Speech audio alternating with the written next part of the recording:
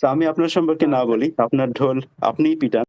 So আপনার crypto journey সম্পর্কে একটা কুইক ব্রিফ যদি ইউজারকে দেন, তাহলে সবাই খুব খুশি হবে। আচ্ছা আচ্ছা ধন্যবাদ সবাইকে। আহ, আসলে হয়তো আমাকে এই চ্যানেলে হয়তো মানে খুব যে মানুষ চিনে তা না, আমি এখানে খুব যে অ্যাক্টিভও থাকি সেটাও না। তো যাই হোক, আমি ডাকডি, আমি ক্রিপ্টোতে আছি 2000, অ্যাক্টিভলি আছি 2020 সাল থেকে।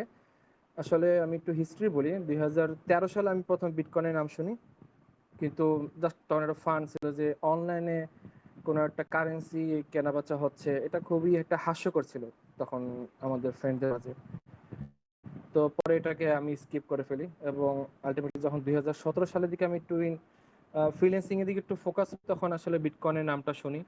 অনেকে হয়তো ক্রিপ্টোকারেন্সির মাধ্যমে পেমেন্টটা নেয়, তো ওই থ্রুতে জানা। তো তখন কিন্তু আমি আপনার 2017 সালে ক্রাকেন, বাইন্যান্স, বিটফিনেক্স, ওজি যেসব এক্সচেঞ্জগুলো আছে সেখানে আমি অ্যাকাউন্ট খুলে ফেলি। কিন্তু আসলে আমি বিটকয়েন কেনার মতো কোনো স্কোপ পাই নাই। হ্যাঁ, তো সো দেখা গেল যে তখন আমি বাদ দিয়ে দিয়েছি, আমি পুরো স্কিপ করে ফেলছি। তো আলটিমেটলি যখন কোভিডে আসি, কোভিডে আসার পর তো সবাই খুবই ঘরবন্দি। তো তখনই আসলে আমার কাছে মনে হলো যে আসলে দেখি, একটু ঘেটে ঘুটে দেখি ক্রিপ্টো জিনিসটা কি।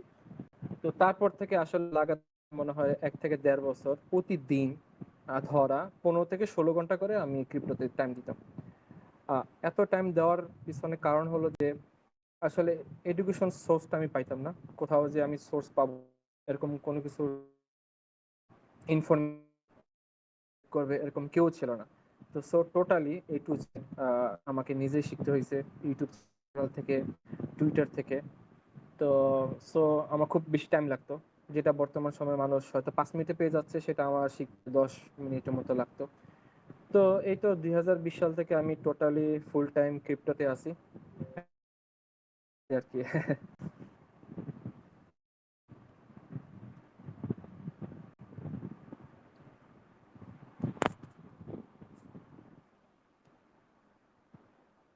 হ্যালো। হ্যাঁ, সরি ভাই, আমি আনমিউট বাটনটা খুঁজে পাচ্ছিলাম না। That's odd. আচ্ছা আচ্ছা। Thank you. ডার্ডি ভাইয়ের বড় পরিচয় হচ্ছে উনি হচ্ছে অনচেইন আর একটা কমিউনিটি আছে যারা ওয়েব 3 ভিত্তিক অ্যাকচুয়াল টেকনিক্যাল স্টাফ নিয়ে অনেক অনেক আমি আমার ডিপলি কমিটি নিয়ে রিসার্চ। আলোচনা করব। হ্যাঁ, আমি আমার কমিটি নিয়ে আলোচনা করব একটু পরে আর কি। যদি আচ্ছা, বলেন তাহলে আমি এখনই আলোচনা করতে পারি। না, floor is ah, your, it's your floor to আচ্ছা ডান্স অন। আচ্ছা আচ্ছা। Okay okay okay, thank you thank you. তো তাহলে আমি বলি আর কি। তো আমি এই যে স্ট্রাগলটা ফেস করছি, যে আমি দেখতেছি আমার খুব বেশি টাইম লাগতেছে, এবং পরবর্তী সময় 2020 সালের পরে আমি চিন্তা করলাম যে না, আমার আসলে বাঙালি ভাইদের খুব দরকার, তাদের সাথে আমি শিখবো, মিশবো। তো পরবর্তী সময়ে আসলে 2021 সালের মাঝামাঝি অবস্থায় আমি পরিচিত হই কয়েকজন ভাইদের সাথে, এবং পরবর্তী সময় জানতে পারি তারা সবাই জুনিয়র, কেউ ইন্টার সেকেন্ড মিডিয়েট, কেউ ইন্টার ফার্স্ট মিডিয়েট, এবং খুবই হাইলি ট্যালেন্ট। তখন বলতে বলতে বললাম যে ঠিক একটা কমিউনিটি বিল্ড আপ করি। তো প্রথমে আসলে আমাদের ফেসবুকে খোলা হয়, দেন আস্তে ধীরে আমি চিন্তা করলাম যে আসলে প্রত্যেকটা প্রজেক্ট তো আসলে ডিসকর্ডে কিন্তু তাদের কমিউনিটি চ্যানেলটা ওপেন করতেছে। তো সো আমরা আসলে টেলিগ্রাম এবং ফেসবুক স্কিপ করলে, কারণ ইন্টারন্যাশনালি কিন্তু আপনার বাংলাদেশ, পাকিস্তান, ইন্ডিয়া বাদে যত বড় বড় কমিউনিটিগুলো আছে আমি মেজরিটি দেখছি যে ডিসকর্ড ফোকাস। তো সো আসলে আমার সেই ধারণা থেকে শুরু করে আমি আসলে ডিসকর্ডে আমাদের কমিউনিটি বিল্ড আপ করি। এবং কমিউনিটি আসলে আমাদের ফোকাসটা হলো এই যে আসলে আমরা কোনো সিগন্যালিং অথবা এয়ারড্রপের টাস্ক এসব জিনিসে ফোকাস করবো না। আমরা ফোকাস করবো যে আসলে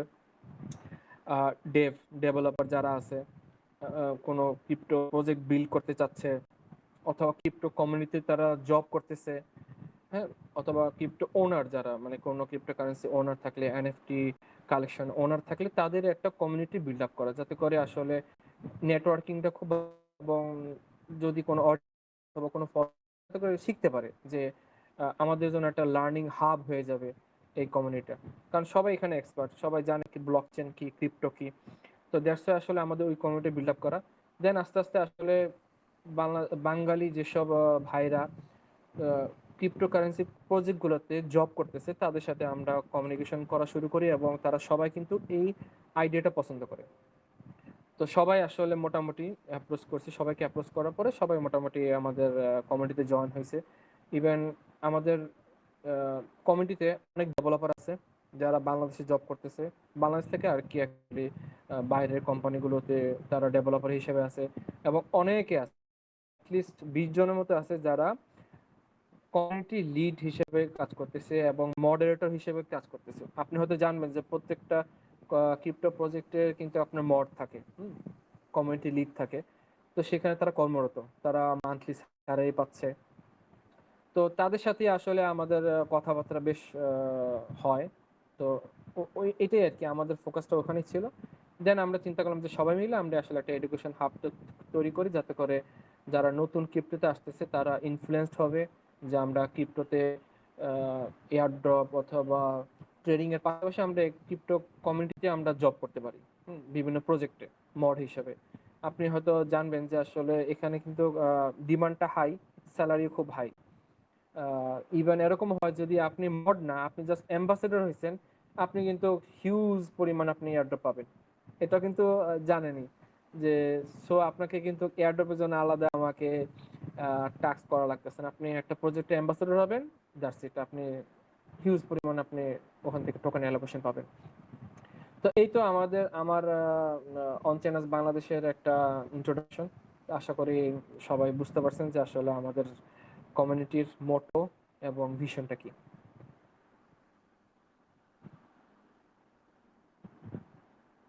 আসসালামু আলাইকুম, আমি সিবি এয়ারড্রপ প্রো। তো ভাই, নেক্সট কোশ্চেনটা আপনার কাছে আমি করতে যাচ্ছি উজি ভাইয়ের জায়গায়। তো আমাদের নেক্সট কোশ্চেন হচ্ছে, আপনি শুনতেছেন? হ্যাঁ হ্যাঁ, শুনতেছি শুনতেছি, আচ্ছা, আমাদের নেক্সট কোশ্চেন বলেন। হচ্ছে, আপনার মতে মার্কেটের আউটলুক বা ওভারভিউটা কিরকম এই মোমেন্টে, এবং ফিউচারের এটার মুভমেন্টটা কোন দিকে যেতে পারে, বা আপনার এক্সপেকটেশনটা কিরকম? আচ্ছা, আমি যেটা বলতে চাচ্ছি সেটা হলো যে আপনার কিন্তু একটা উপর ডিপেন্ড করে। হ্যাঁ, 2013 সাল, 2017 সাল, 21 সাল, এবং সবাই এক্সপেক্ট করতেছে 2025 সাল হবে বুলরান। যেহেতু হিস্ট্রি কিন্তু, ঠিক আছে, গত 4-3 মানে কিন্তু প্রুভেন যে সাইকেলটা মেনটেন করতেছে। তো তো আমি আসতে পারি, আমি যখন ফার্স্ট মানে আমি যখন অ্যাক্টিভলি ওই মোমেন্টটা কিন্তু এখন অ্যাজ লাইক 2020 সাল, 20 সালে জুলাইতে করছি।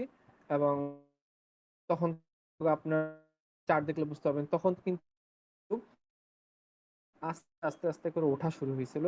এবং 2020 সালের নভেম্বরে ইউএস ইলেকশন হয়েছিল।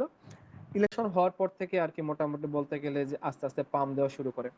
তো আমার বিবেচনায় যেটা মনে হচ্ছে যে আমরা সেম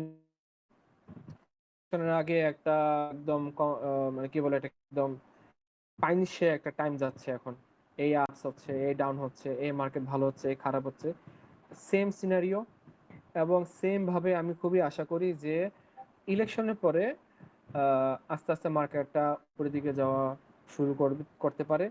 এবং আমার খুবই বিশ্বাস যে আমি আমি আসলে এই প্রিপারেশনটা নিয়ে রাখতেছি যে 2021 সাল হবে বুলরান, সরি 2025 সাল।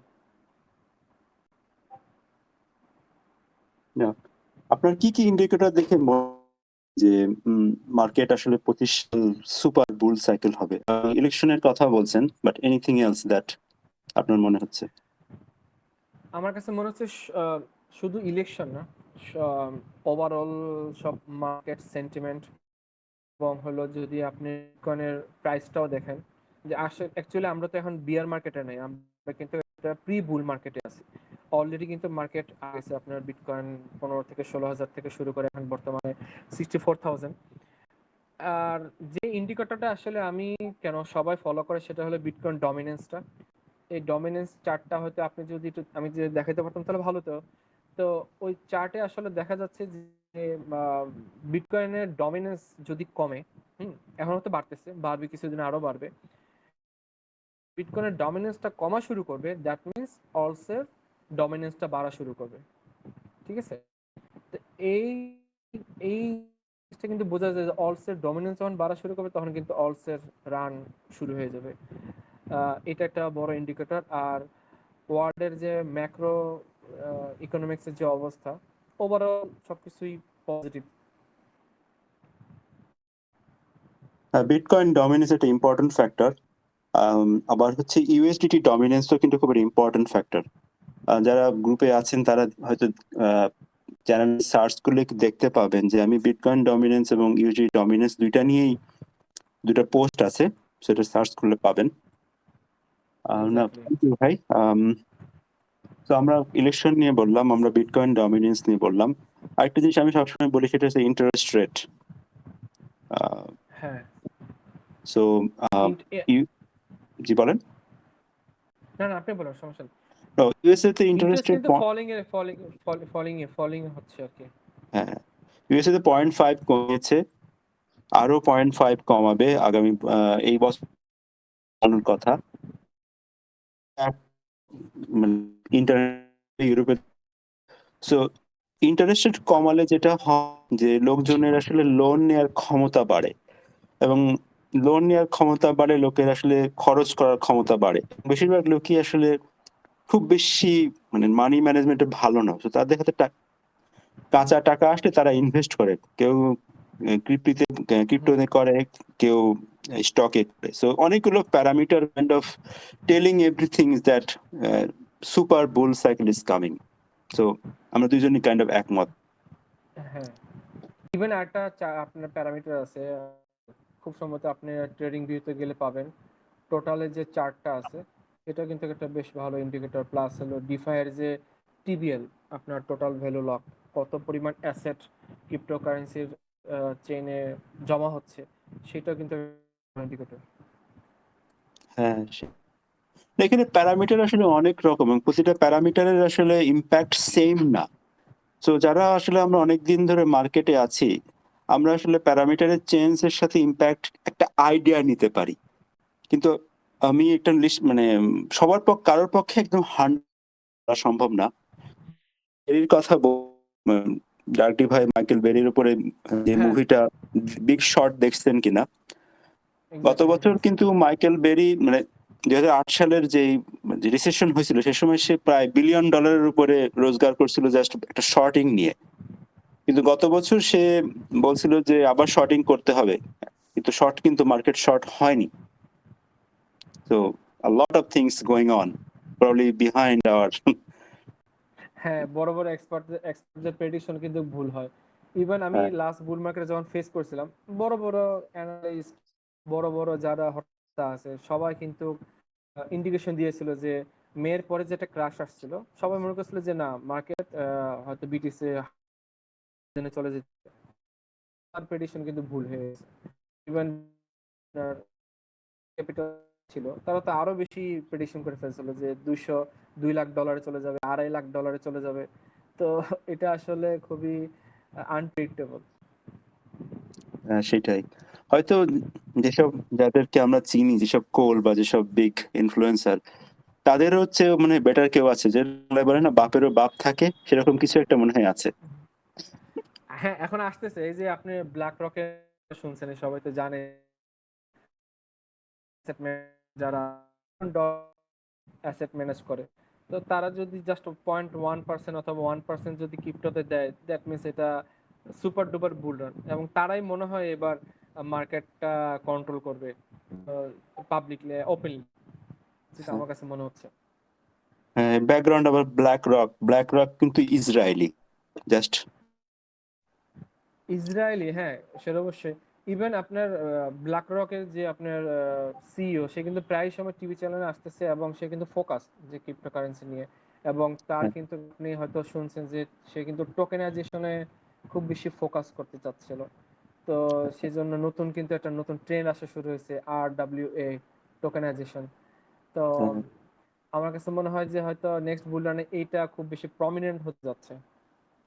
সেই আর ব্ল্যাক রকের আমরা কাছে তো টাকার অভাব নাই। $10 ট্রিলিয়ন তাদের কাছে, তারা যদি 1% দেয় ক্রিপ্টো মার্কেটে, দ্যাট মিনস কত, $1 ট্রিলিয়ন 1%, $10 বিলিয়ন, রাইট? হ্যাঁ, আবার 10 বিলিয়ন। ব্ল্যাক রক সম্পর্কে আমার একটা মানে নন প্রোভেন থিওরি আছে। আপনি জর্জ সরোসের নাম শুনছেন কিনা? যে আগের হ্যাঁ, হ্যাঁ। রিসেশনে বড় একটা ইম্প্যাক্ট আসছিল। ব্ল্যাক জি। রক সম্ভবত এই সাইকেলে জর্জ সরোসের জায়গাটা নিতে যাচ্ছে। হুম, ঠিক আছে? হ্যাঁ, সো হ্যাঁ। টোটাল টোটাল কন্ট্রোল করবে। ইভেন আপনার যে লাস্ট এই যে ইটিএফ টা হলো, বিটিসির ইটিএফ টা যে হলো, এখানে কিন্তু হুম, শুধু ব্ল্যাক রক না, আরো বড়, বড় জায়ান্ট যারা আছে তারাও কিন্তু এখানে এড হয়ে গেছে। তো হ্যাঁ, হ্যাঁ। এটা কিন্তু শুধুমাত্র যে ব্ল্যাক রক ফোকাস তা না, আরো বড়, বড় আছে। কিন্তু মেইন হর্তাকর্তা অবশ্যই ব্ল্যাক রক। অবশ্যই। না, এই আলোচনা আসলে দিনের পর দিন করে করা যায়। কিন্তু আমাদের আসলে সময় সীমিত এবং কমেন্টে দেখলাম বেশ চমৎকার কিছু কমেন্ট আসছে। তো সেই কমেন্টে যাওয়ার আগে আপনার কাছে নেক্সট কোয়েশ্চেন যেতে চাই যদি আপনি ওকে থাকেন। আচ্ছা হ্যাঁ, শিওর, শিওর। সেটা হচ্ছে বেঙ্গলের মানে ব্যাপারে মানে জন্য আপনার আসলে সাজেশন কি? কোয়েশ্চেনটা অনেক আসলে ওপেন এন্ডেড হয়ে যায়। সেভাবে না বলে আমি আপনাকে একটু মানে একটু কনফাইন করে দিই কোয়েশ্চেনটা। বেঙ্গলি কমিউনিটি যারা একদম নিউবি তাদের জন্য সাজেশন কি এবং যারা জানে তাদের জন্য আপনার সাজেশন কি? Two different kind of suggestion. আচ্ছা, ১ম এ শুরু করি একদম নিউবি। ধরেন সে মাত্র ১ মাস হলো ক্রিপ্টোতে জয়েন করেছে। ঠিক আছে? তো আমার কাছে যেটা মনে হয় যে সবচেয়ে বেশি ইভেন নিউ না, শুধুমাত্র যারা একটু এক্সপার্ট, একটু জানাশোনা হইছে, তাদের ৬ মাস, ৭ মাস, ১ বছর জানাশোনা হইছে। তাদের মধ্যে সবার আগে মানে সবার আসলে যে জিনিসটা ফোকাস করা উচিত যে আমার কিছু বেসিক ইনফরমেশনটা দরকার। অ্যাজ লাইক ব্লকচেইনটা কি? ক্রিপ্টোটা কি? অ্যাকচুয়ালি জিনিসটা কি? ঠিক আছে? তারপরে যে ব্লকচেইন ক্রিপ্টো ওয়ালেটটা কি? এগুলো আমাদের জানাটা খুব বেশি ইম্পর্টেন্ট। এবং আসলে আমরা কি কাজ করতেছি, কেন কাজ করতেছি?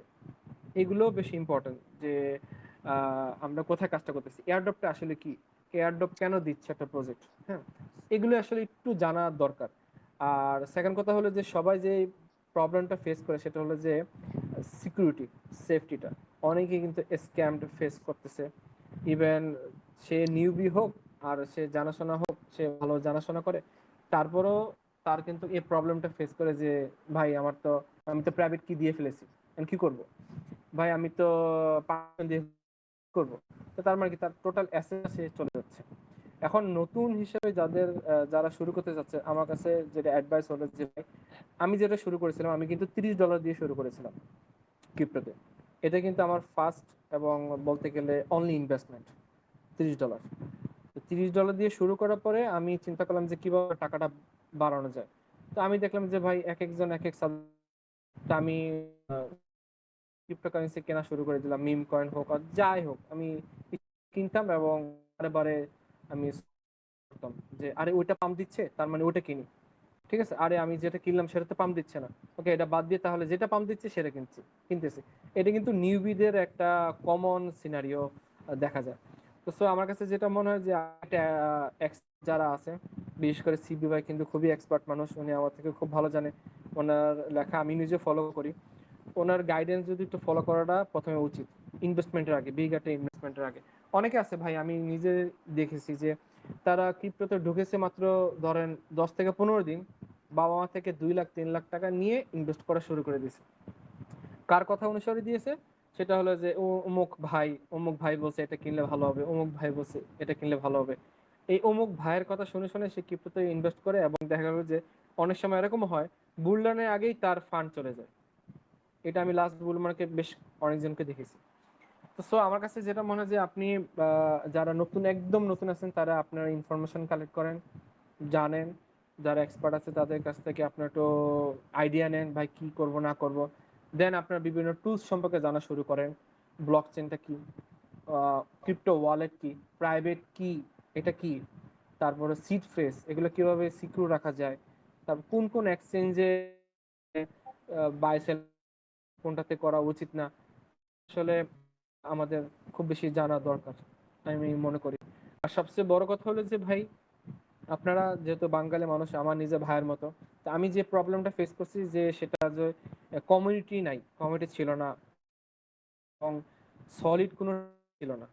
তো আপনাদের এখানে আলহামদুলিল্লাহ আমার কাছে মনে হয় যে আপনারা ভাইয়ের যে সিগন্যাল, আমার পার্সোনাল মতামত, ভাইয়ের সিগন্যাল এবং থেকে যদি অন্য যেসব স্টাডি টাইপ করা হয় ভাই কিন্তু করে খুবই বাচ্চাদের মতো করে বোঝার মতো করে উনি কিন্তু লেখালেখি করেন। এগুলো যদি আপনারা অ্যাকচুয়ালি পড়াশোনা করেন, অ্যাকচুয়ালি জানেন যে কি লিখতেছে, কি বোঝাচ্ছে, এটা কি আমাকে মেনটেন করা উচিত কিনা, এগুলো আসলে আপনার ফোকাস করা উচিত। ভাই খুবই মাঝে মাঝে দেখলাম যে খুবই সিরিয়াস ইস্যু নিয়ে খুবই সিম্পলি সুন্দর করে লেখালেখি করেন। তো আমার কাছে মনে হয় এর থেকে ভালো উদাহরণ হয়তো নাই। আর বাংলা ভাষাভাষীর জন্য আমার কাছে মনে হয় না যে আপনাকে হাতে খড়ি ভাবে এভাবে কেউ শিখিয়ে দিবে। ইভেন আমরাও মনে হয় না শিখাবো, কারণ আমরা জানেন তো যেখানে সবাই এক্সপার্ট, সেখানে আসলে সবাই একটু একদম বেসিকটা একটু কম পছন্দ করে। কিন্তু তারপরেও দেখা গেল যে সবাই আসে, যারা আসে তারা অবশ্যই আমরা খুবই লেজিট একটা সাপোর্ট দিচ্ছি এবং আমরা বলে দিই যে ভাই তুমি এটা করো না, অত অমুক এটা করো না, তুমি এটা করো না। তো একজন এসে বলতেছে যে ভাই এই কয়েনটা কিনবো কিনা, তা আমরা বলতেছি ভাই এটা তো আসলে ব্রেক লাগতেছে এবং আ- একটা টাকা invest করো না। খুবই পাম দিল, আমি কি কিনবো? তো দেখেন মানে সে কিন্তু আরেকজনের কথা শুনে আমাদের কথা ছাড়া। তো এরকম কিন্তু জিনিসটা হয়। তো আমার কাছে যেটা মনে হয় যে আপনারা যারা নতুন আছেন, এই আমার পয়েন্টগুলো যদি খুব ভালোভাবে ফলো করেন, আশা করি আপনাদের খুব ভালো একটা স্টার্টিং হবে। Thank you. আশা করি আমি মনে হয় একটু বেশি কথা বলে ফেলছি, না না কারণ না না হলো না, কথা শুনতেই এসছে। Right? আমি নিজেও কোনো করিনি। আপনি যে পয়েন্ট গুলো বলছেন যে আসলে নিজে না করলে হয় না। হ্যাঁ, মানে বাইবেলে বলে যে অন্য কারোর ঘাড়ে চেপে আসলে স্বর্গে যাওয়া যায় না। স্বর্গে যাইতে গেলে নিজের পা দিয়েই হেঁটে যেতে হয়। এটা একটা এক্স্যাক্টলি। 100% সত্য কথা। আমি জানি এই কথা বললে অনেকেই সাথে সাথে অ্যাটলিস্ট 10 থেকে 20 জন গ্রুপ থেকে লিভ নেয়। প্রতিবারই যখন এরকম কোনো পোস্ট দেই 10 থেকে 20 জন চলে যায় গ্রুপ। ঠিক আছে? আমি ভাই একটা পয়েন্ট আউট করি। হ্যাঁ, আমি যেটা পয়েন্ট আউট করি সেটা হলো যে ধরেন আপনি যদি যারা অডিয়েন্স আছে তাদেরকে বলতেছি, আপনি যদি চান যে ভাই আমি সবসময় অমুক ভাইয়ের কল আমি সবসময় নিব, ঠিক আছে? অত অমুক ভাইয়ের কল যেহেতু প্রফিট হচ্ছে, ভাই আমি আমার নিজের এক্সপিরিয়েন্সের কথা বলি। আমি যখন ক্রিপ্টোকারেন্সিতে ঢোকা শুরু করলাম যে 2020 সালের জুলাইতে, তো আমি দেখতেছি যে আমি কোনো ইনফরমেশন পাচ্ছি না। তো পরে দেখলাম যে একটা অ্যাডভার্টাইজ দিচ্ছিল যে সে পেইড কোর্স চালাতেছে, সাথে তার গাইডলাইনও আছে। তো বিশ্বাস করেন আমি কিন্তু ওনার গাইডলাইনে নেওয়ার নট হিজ সিগন্যালস ইনফরমেশন দরকার।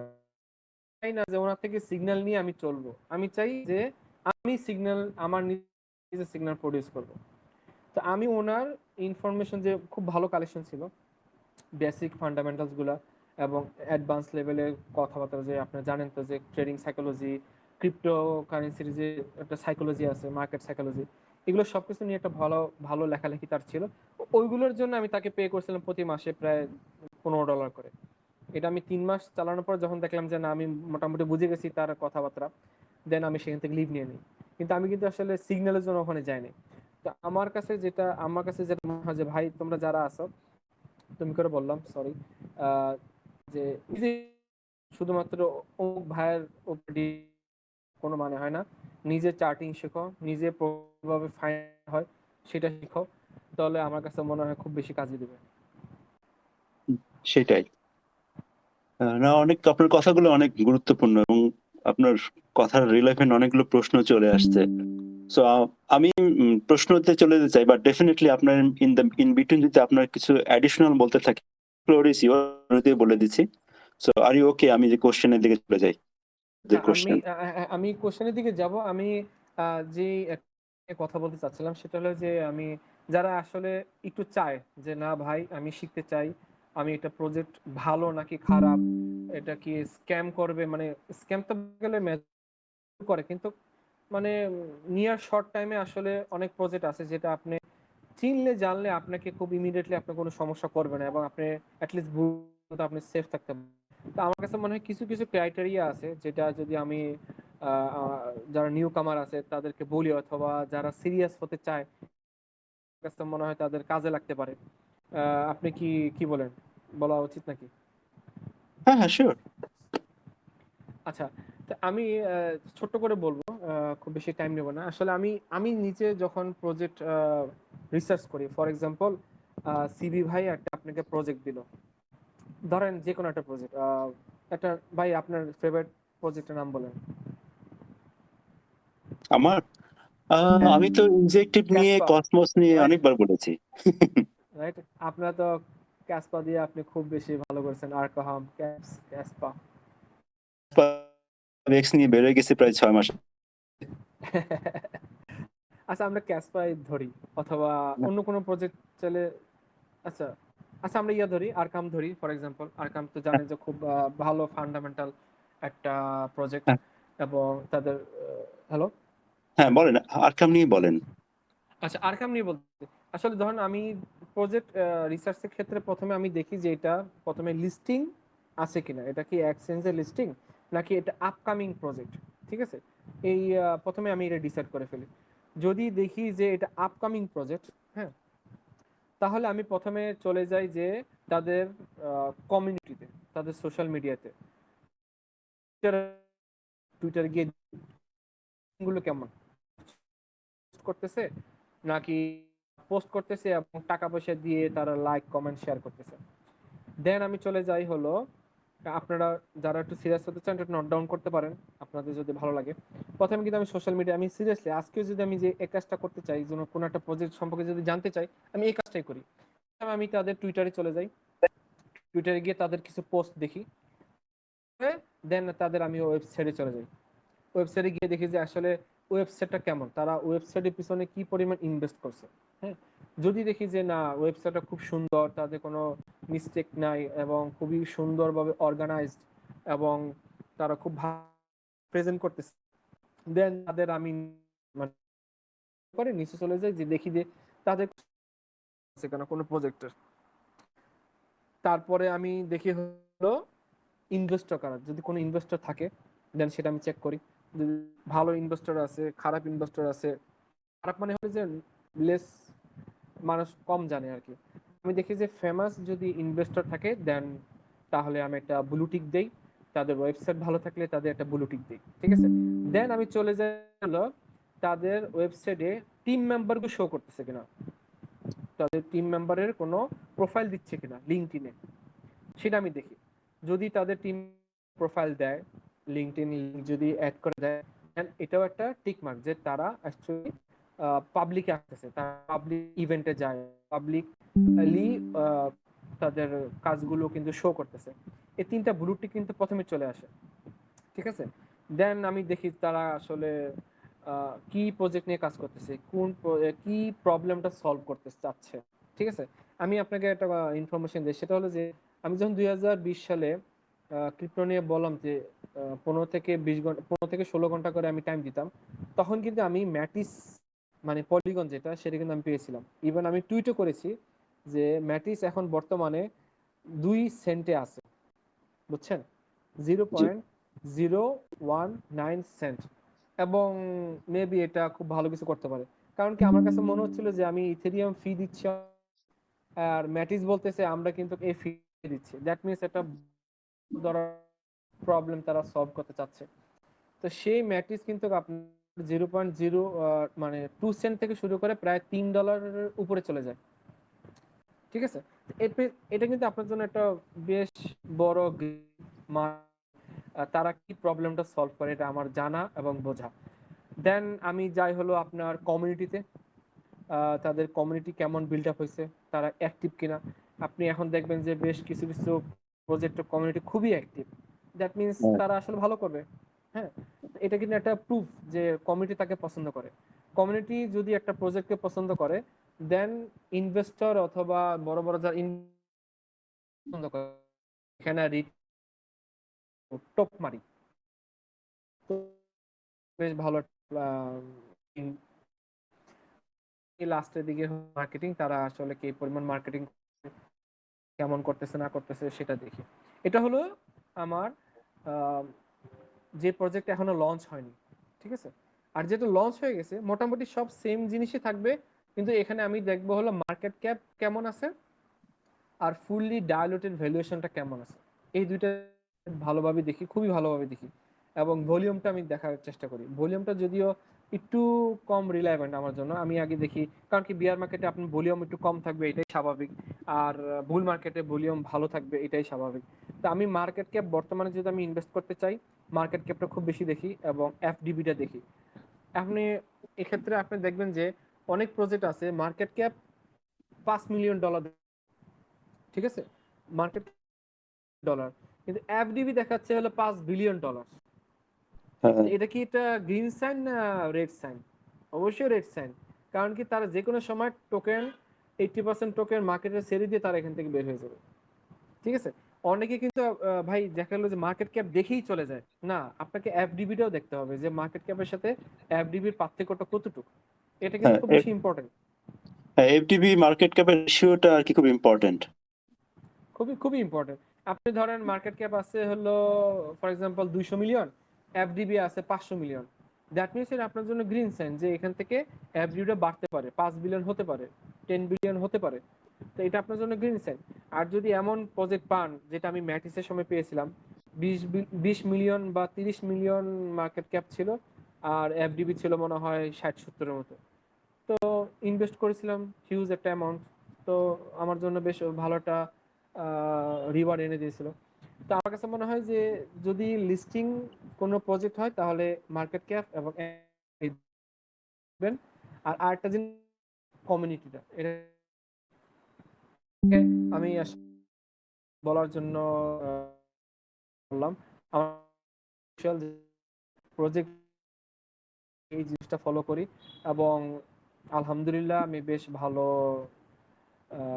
আমার রিসার্চের ফিডব্যাক পাই। হ্যাঁ, না প্রথম কোশ্চেনটাই ছিল যে অর্ণবের কাছ থেকে, ভাই ভালো কয়েনগুলো কিভাবে কিনবো। তো আপনি অলরেডি প্রশ্ন জবাব দিয়ে দিচ্ছেন। আর আমাদের ক্রিপ্টো বাংলার ইউটিউবে চ্যানেলে এটার উপর একটা ভিডিও আছে ডিটেইলড। আর আপনি যে ম্যাটিকের কথা বললেন, আমার ক্ষেত্রে যেটা হয়েছিল ফেট, যেটা আর কি ফেচ এআই ছিল, এখন তো নাম চেঞ্জ হয়েছে। হ্যাঁ হ্যাঁ ওইটা হ্যাঁ। আমি পেয়েছি কিভাবে আপনাকে আমি বলি, এটা খুব ইন্টারেস্টিং। আমি যে প্রিমিয়ার লিগের খেলা দেখি খুব, ফুটবল আর কি। তো একদিন খেলা দেখতে দেখতে মাঠে দেখি তো ফেচ এআই, তখনও তো চ্যাট জিপিটি আসেনি, আমার খুব ইন্টারেস্ট ছিল। তো সার্চ করতে গিয়ে দেখলাম এটা একটা ক্রিপ্টো প্রজেক্ট। এবং তারপরে সেটা আচ্ছা। টুইটারে সার্চ দিলাম, সার্চ দিয়ে দেখলাম যে বড় বড় ইনফ্লুয়েন্সার যারা, তারা এটার পেছনে বলতেছে, কিন্তু প্রাইস হচ্ছে জাস্ট 7 সেন্ট। আমি খুব সিরিয়াসলি? ইন্টারেস্ট ফিল করলাম যে তারা প্রিমিয়ার লিগের মাঠে অ্যাড দেওয়ার মতন তাদের পয়সা আছে, এখানে অ্যাড দিতে $1 মিলিয়ন উপরে লাগে। আর সেখানে হ্যাঁ। তারা প্রিমিয়ার লিগের মাঠে, ইংল্যান্ডের মাঠে অ্যাড দিচ্ছে, বড় বড় ইনফ্লুয়েন্সাররা, মানে তারা এটা নিয়ে শিল করতেছে, but only 7 cent, how is it even possible? ঠিক আছে। তারপর আমি একটু প্রজেক্টের রিসার্চ দেখলাম যে ওদের যে বেশিরভাগই ধারী এবং ক্যামব্রিজ থেকে। সো মানে হয়ে গেলাম, আমি দেখি নাই।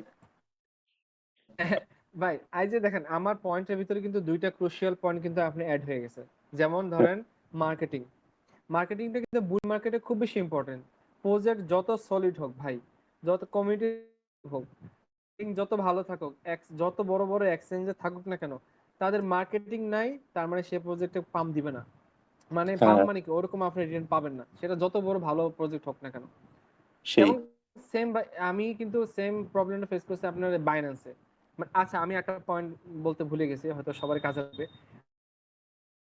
তাদের মধ্যে একটা মেথি কাজ, অমুক কয়েনটা পাম্প দিচ্ছে, কিনি। এটা কিন্তু আমি এই কাজটা খুব বেশি করেছিলাম। আমার কাছে আমি যখন ম্যাটিস কিনছি প্রায় আপনার 80 থেকে 90,000 ম্যাটিস কিনেছিলাম, যখন 2 সেন্টে ছিল, বুঝছেন। তা হুম আপনি কেন ইমাজিন যদি আমার কাছে ওই ম্যাট্রিক্স গুলো থাকতো। তা আমি কি করতাম, তা আমি দেখতেছি ম্যাট্রিক্স আপনার এই পাম্প দিচ্ছে না, অন্য কিছু পাম্প দিচ্ছে, ঠিক আছে। তো হুম হুম। আমি কি করলাম, এই ম্যাট্রিক্স সেল করে আমি অন্য কিছু কেনা শুরু করে দিলাম। দেখেন আমার কিন্তু প্ল্যান ছিল যে আমি ম্যাট্রিক্স হোল্ড করব, কারণ এটা অনেক বড় একটা প্রবলেম সলভ করতেছে। আমি সেটা না করে আমি কিন্তু আমার জিনিসটা ধরে রাখতে পারলাম না, ধৈর্য ধরে রাখতে পারলাম না। আস্তে আস্তে কি করলাম, ম্যাট্রিক্স সেল শুরু করলাম, আর অন্য অন্য প্রজেক্টগুলো কেনা শুরু করলাম। ব্যাপারটা হচ্ছে, এবং সেম কাহিনী হয়েছিল বাইন্যান্সের ক্ষেত্রে। আমি বিএনবি প্রায় আপনার $22 মনে হয় কিনেছিলাম। তা আমি দেখতেছি সবই পাম্প দিচ্ছে, বাইন্যান্স বসে আছে, কি রে ভাই আমি মনে ফাও বোগাস কিছু একটা কিনে বসে আছি, দে সেল দিছি। সেল যখন দিয়ে দিলাম তখন তার কিছুদিন পর থেকে দেখলাম যে স্কাই রকেটেড একদম, মানে কোনো থামাথামি নেই।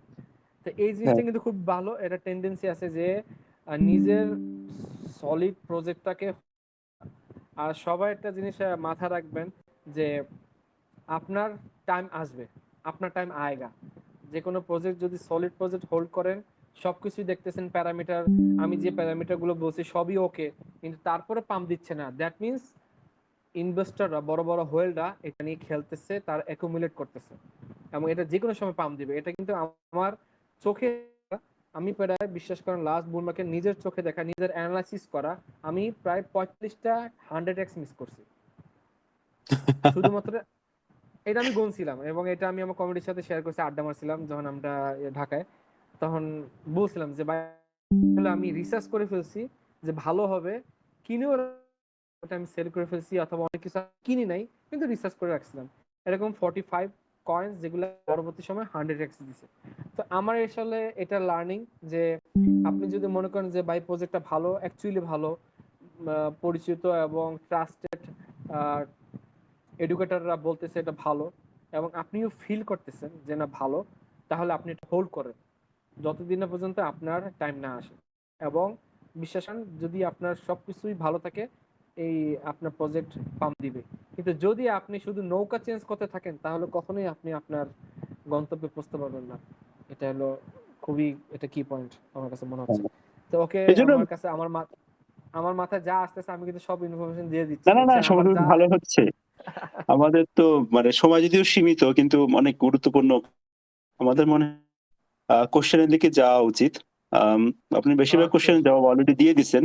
তারপরও আমি ওয়ান বাই যাব। আমি আপনি যদি সময় থাকে আপনি আমার সিভি এয়ারড্রপ গুলো জবাব দিতে পারেন। আর 100x মিস করা বললেন, সেটা সম্ভবত সবারই কম বেশি হয়েছে। বাট সেটা নিয়ে আসলে আমি নিজেকে যেভাবে সান্ত্বনা দেই যে কোনো কিছু আসলে মিস হয় নাই। নেক্সট, এখন যদি কোনো কিছু মিস হয়নি আফসোস করি তাহলে নেক্সটটা মিস হতে, তো আমি আসলে আফসোস আর করি না। এই জন্য এটা হয়েছে নিজেকে বুঝাইতে, বাট বুঝাই ফেলছি। Exactly exactly. না, ম্যাথিস নিয়ে আমি এক বড় ভাই সিনিয়র ভাইয়ের সাথে কথা বলছিলাম, উনি আমাকে একটা সুন্দর একটা কথা বলছে, আর এখান থেকে মাথা পুরোপুরি ঠান্ডা হয়ে গেছে। উনি আমাকে বলল যে আমার এক বাবা, উনি বাংলাদেশ স্টক এক্সচেঞ্জে অনেক দিন ধরে আছে। তো উনি কখনো লস করে নাই। উনি যত বুল মার্কেট গেছিল অথবা যেই জায়গায় ইনভেস্ট করছে উনি সব সময় সেখান থেকে গেইন নিয়ে আসছে, এবং উনি কখনো থাকে না যে লস করছি আমার ইনভেস্টমেন্ট চলে গেল, এরকম কখনোই হয় নাই। এবং ওনার অ্যাসেট হিউজ পরিমাণ হয়ে যায়। এবং তো পরবর্তী সময় যখন আপনার বাংলাদেশের যে স্টক মার্কেট যখন ফুল ক্র্যাশ দিল, উনি আহ, প্রায় মনে হয় ওনার অ্যাসেট ছিল খুব সম্ভবত প্রায় 150 কোটি টাকার মতো বাংলাদেশ স্টক এক্সচেঞ্জে। তো বলতেছে এক রাতের ভিতরে, একদিনের ভিতরে ওনার প্রায় 70 থেকে 80 কোটি টাকা এরকম নাই হয়ে গেছে। এবং ওনার এই বিগ লসটা উনি হ্যান্ডেল করতে পারে নাই এবং আলটিমেটলি উনি হার্ট অ্যাটাক করে মারা গেছে। কারণ উনি চিন্তা করতেছে আমি তো না, ঠিক আছে। তো এই মেন্টালিটি, সো তোমাকে আমাকে আমাকে বলছিল যে সো তোমাকে এরকম মাইন্ডটা সেট আপ করতে হয় এভাবেই যে না, তুমি তোমার কাছে তুমি যদি $1 লাখ লস করো, দ্যাট মিনস এটা কিছু না তোমার জন্য, কারণ তোমার জন্য বড় কিছু আসতেছে, রাখতেছে ভালো কিছু। হ্যাঁ, ব্রোক বা প্রফিট। এক্স্যাক্টলি, এটা সবচেয়ে বড় ইম্পর্টেন্ট কথা। মনে হয় এটা আপনি নিয়ে খুব ভালো ভালো পোস্ট করেন, আমি এটা খুব বিশ্বাস করি। আপনি, এটা আমি নিজে লস করছি অনেক বেশি, যে প্রফিট না নিয়ে সবচেয়ে বড় বোকামি ভাই। আমি আমার একটা প্রজেক্ট ধরেন আমি এটা কিনছি $5 দিয়ে, আমার টার্গেট আমি $50 আমি নিয়ে যাব, অথবা $50 আমি সেল করব। তো আপনি যে, আমি যদি মাইন্ডসেট নিয়ে রাখি যে এই $5 দিয়ে আমি কিনছি, আমি $50 সেল করব, দ্যাট মিনস এটা আমার টার্গেট। দেন আমি কি করব, যখন $20 যাবে একটা পোর্শন 20%, 15% অথবা 30% সেল, এবং করতে করতে কয়েনটা অথবা করে আপনার ডলার হয়, এভাবে রাখবেন। এমন না যে ভাই $5 কিনছি, $50 যেহেতু সেল দিব তাহলে ওয়েট করি। বা এটা নাও হইতে পারে, জীবনে কোনোদিন আপনার স্বপ্ন পূরণ নাও হইতে পারে, দেখা গেল যে এটা $48 গিয়ে ব্যাক করে ফেলে ফেলে গেছে, এবং এটা ডিসিএ অনেক আউট হবে করাটা খুবই অনেক হবে। জরুরি আর কি। ডিসিএ আউট করাটা জরুরি এই জন্য। খুবই ইম্পর্টেন্ট। এটা নিয়ে আপনি খুব সুন্দর লেখা লেখেন, আমার ভালো লাগে। মানে ইনফ্লুয়েন্সাররা ডিসিএ ইন করতে বলে, কিন্তু ডিসিএ ইনের চাইতে ডিসিএ আউটটা জরুরি। আমি এই জন্য খুবই মানে জরুরি। আমি পার্সোনালি, যদি আমি সব রিকমেন্ড করি না, আমি কোনো সময় ডিসিএ ইন করি না। আমার মনে হয় মানে একটা প্রতিষ্ঠান কখনোই ডিসিএ ইন, যখন ঢুকি কোনো প্রজেক্টে, আপনি যেভাবে বলেন আমি যাচাই বাছাই করি, অনেক সময় নিই এবং বড় অ্যামাউন্ট একবার ইনভেস্ট করি। আমার রিকমেন্ড করবো না আমাকে এটা করতে হবে, কারণ আমার যে লাইফস্টাইল সেটার সাথে ডিসিএ করে পোষায় না। বাট আমি ডিসিএ পোষায়, আউট, হ্যাঁ। ঠিক আছে? তো এটা খুব বেশি ইম্পর্টেন্ট। আপনি যাই কামাইছেন না কেন, যেমন আমি ভাই সবচেয়ে বেশি লস করছি আমার আমি ধরেন তার 80% করিনি, ঠিক আছে? বিকজ এই আমি করিনি, আমি বের করিনি। আমি বলছি যে না, আমার অ্যানালাইসিস, আমার প্রেডিকশন, আমার সবকিছু প্ল্যান মতো আলটিমেটলি যখন ফ্লাশ ক্রাশটা হয় তখন আর কিছু করার। এবং বড় ইনফ্লুয়েন্সার, অনেক বড় বড় ইনভেস্টর এর মতো ইনভেস্ট করে। আপনি হয়তো জানেন যে থ্রি অ্যারো নামে অনেক ইনভেস্টর আছে, ভেঞ্চার ক্যাপিটাল ভিসি আছে, ভ্যানিশ হয়ে গেছে। তো বড় বড় ভিসিরা এখানে ভ্যানিশ হয়ে যায় শুধুমাত্র ডিসিএ আউট করা না করার কারণে। তো এটা কিন্তু খুব বেশি ইম্পর্টেন্ট একটা পয়েন্ট যে আপনি আপনার লাভটা বের করে নেন। ঠিক। না, ওকে ভাই, মানে ওকে ভাই, কথা খুব বেশি বলতে টাইম নিয়ে ইচ্ছা ফেলছি করছে আমি। শুধু, কিন্তু আমি কিন্তু অনেক আমি বেশি টাইম নিচ্ছি। না না, টাইম নেওয়া ভালো। আমি মনে হয় একটু লোকজনের আমরা হয়তো আবারও করতে পারি, বাট আমি আপনার অনুমতি দিলে আমি কোশ্চেনে কিছু পিক করতে পারি। শিওর, আর শিওর। আপনার মানে যেগুলো আমার কাছে এই মুহূর্তে মানে গুড কোশ্চেন, বাট সব কোশ্চেনই আমরা আসলে টাচ করব। প্রথম কোশ্চেন যেটা ছিল ভালো কয়েন কিভাবে সাজায় করবো, সেটা নিয়ে আমরা বলেছি। একটা ইন্টারেস্টিং কোশ্চেন হচ্ছে কোন প্রজেক্টকে কর্তৃপক্ষ কিভাবে লাভ করে, এটা হচ্ছে বিগিনার 64। আপনি যদি সরি। প্রজেক্ট মানে প্রজেক্ট টিম কিভাবে লাভ করে। আচ্ছা, প্রজেক্ট টিমে কিভাবে লাভ করে? একটা প্রজেক্ট যখন লঞ্চ করা শুরু হয় তখন কিন্তু তারা হোয়াইট পেপার পাবলিশ করে, হ্যাঁ? ওই হোয়াইট পেপারে লেখা থাকে যে তারা কতটুক টোকেন নিয়ে আসবে এবং পার্সেন্টেজ, টিমের পার্সেন্টেজ কতটুকু থাকবে, ইনভেস্টরদের পার্সেন্টেজ কতটুকু থাকবে, এবং কমিউনিটির জন্য কতটুকু থাকবে, এবং মার্কেটিং এর জন্য কতটুকু থাকবে। এটা কিন্তু একটা চার্ট থাকে, আপনি প্রত্যেকটা প্রজেক্টে এটা পাবেন, এটা কমন। তো সো টিমের থাকে, ঠিক আছে? তো ওই টিমের অ্যালোকেশন থেকে কিন্তু তারা মেইনলি ইনকামটা করে। এবং আরেকটা যে ইনকামের সোর্স থাকে সেটা হলো তারা ফান্ডিং যে রেজ করে। ফর এক্সাম্পল, একটা প্রজেক্ট $50 মিলিয়ন ফান্ডিং রেজ করলো, 50 মিলিয়ন তারা প্রজেক্ট কর্মচারী খরচ, খরচ, মার্কেটিং খরচ কিছু দিচ্ছে, ঠিক আছে? তো এই দেওয়ার যখন ডলার দিচ্ছে, তার মানে হলো যে টোকেন যখন লঞ্চ হবে কিন্তু 15% অ্যালোকেশন ইনভেস্টরকে দিতে হবে। তারা এভাবেই কিন্তু লাভটা নেয় যে আপনি যখন টোকেন লঞ্চ করবেন, ঠিক আছে, তার 15% আমাকে দিবেন লঞ্চ পয়েন্ট, এরকম না টোটাল। সরি, আমি কিন্তু একটু প্যাচ লাগিয়ে ফেলছি। সেটা হলো যে টোটাল আপনার ইয়ার উপর, সাপ্লাইয়ের উপরে তারা 15% নেয়, 20% নেয়, অথবা 10% নেয়। এটা হলো শুধুমাত্র ইনভেস্টররা। আর টিম নেয় হলো আপনার লাভ থেকে, যে আমি আমাদের টিমের জন্য এতটুকু অ্যালোকেশন রাখলাম, ঠিক আছে? এটা হলো ইন জেনারেল প্রজেক্ট। আর যেসব ডিফাই প্রজেক্টগুলো আছে তারা কয়েকটা মাধ্যমে, যেমন ট্রানজাকশন, আপনি কোনো একটা এক্সচেঞ্জের ট্রানজাকশন করছেন, সেখান থেকে তারা প্রফিটটা নিচ্ছে। আপনি কোনো টোকেন স্টেক করেছেন, সেখান থেকে তারা লাভটা নিচ্ছে। তো এরকম বিভিন্নভাবে তাদের ওয়ে থাকে প্রফিটটা নেওয়ার। আই হোপ বুঝতে পারছেন। আমি হয়তো একটু হ্যাঁ মেসেজ হ্যাঁ, করে ফেলেছি সেটাই। কিন্তু। না না, ঠিক আছে। এটা একটা রিলেভেন্ট কোশ্চেন একটা আছে, সেটা টুইটারের বড় কোল। সে বলতে চাচ্ছে যে এই সাইকেলের প্রধান আকর্ষণ মিম কয়েন এবং তার যুক্তিযুক্ত ভাবে ইউটিলাইজ করা হয়। মানে আর এবার কি আর কি। আচ্ছা, আমি আমি টোটালি এটা একদম ডিসএগ্রি করব না। আমি কয়েকটা পয়েন্টের কারণে। আর কারণ হলো, আমি আপনাকে বলি, এই বুল মার্কেটে সবচেয়ে মিম কয়েন কিন্তু আপনার গত বুল মার্কেটে কিন্তু আপনার বেশ ভালো পারফর্ম করছে, ঠিক আছে। এই বুল মার্কেটেও বেশ দেখলাম যে বেশ ভালো অবস্থানে গেছে। কিন্তু আমি বলবো যে এই বুল মার্কেটে সবচেয়ে বেশি যে নতুন 3টা ন্যারেটিভ ফেমাস, এই 3টা ন্যারেটিভে সবার একটু ফোকাস করা উচিত। এক, আপনি জানেন যে আমরা অলরেডি 2022 সালে এআই এরাতে ঢুকে গেছি, ঠিক আছে, এবং এআই অনেক প্রজেক্ট আছে। তো সো এটা খুব বেশি প্রমিনেন্ট একটা সেক্টর যেটা বুলরানে আপনার খুব ভালো পারফর্ম দিতে পারে। 2 নম্বর হলো RWA। আমরা কিছুক্ষণ আগে কথা বলেছিলাম যে বড় বড় বিসি আপনার অ্যাসেট ম্যানেজমেন্ট যারা আছে তারা RWA মানে টোকেনাইজেশনের উপরে ফোকাস। এটা নিয়ে হয়তো আর একটু ডিটেলস পরে আলোচনা করা যাবে, নাহলে এখন বলতে গেলে বেশি বড় হয়ে যাবে। আরটা হলো ডিপিন। হ্যাঁ, এই 3টা ন্যারেটিভে আমি খুব বেশি ফোকাস হচ্ছি। আর মিম কয়েনে উনি যেটা ভাই বললো যে আহ, এই এই এই বুলডানের সবচেয়ে বেশি ফোকাস, আমি বলবো সবচেয়ে বেশি ফোকাস না, কিন্তু ফোকাসড হবে।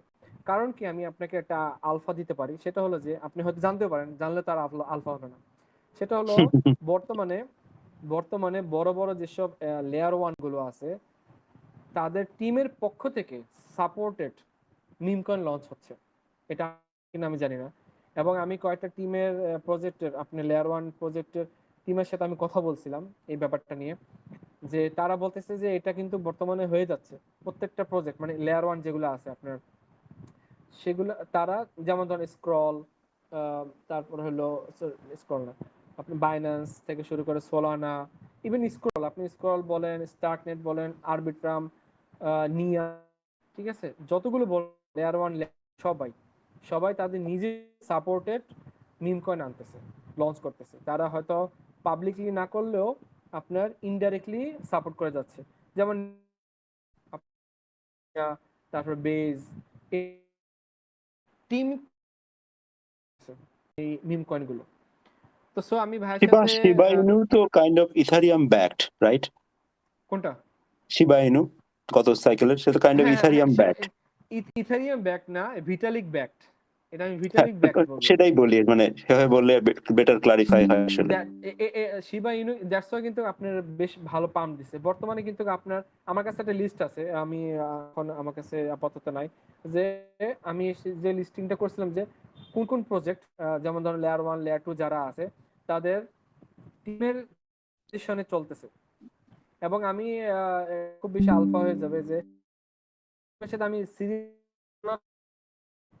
তারা সাপোর্ট করতে, আমরা থেকে মিম কয়েন লঞ্চ করতেছি অথবা সাপোর্ট করতেছে, তা ডাইরেক্ট রাখতেছে না, কিন্তু তারাই আড্ডা দিচ্ছে, তা সিইও, বুঝছেন? হুম, না তো সো সেটা আমার আমি জানা ভাই, আছে, খেয়াল হ্যাঁ করেছি এটা তাহলে আমি। তো, তো গুড থিং।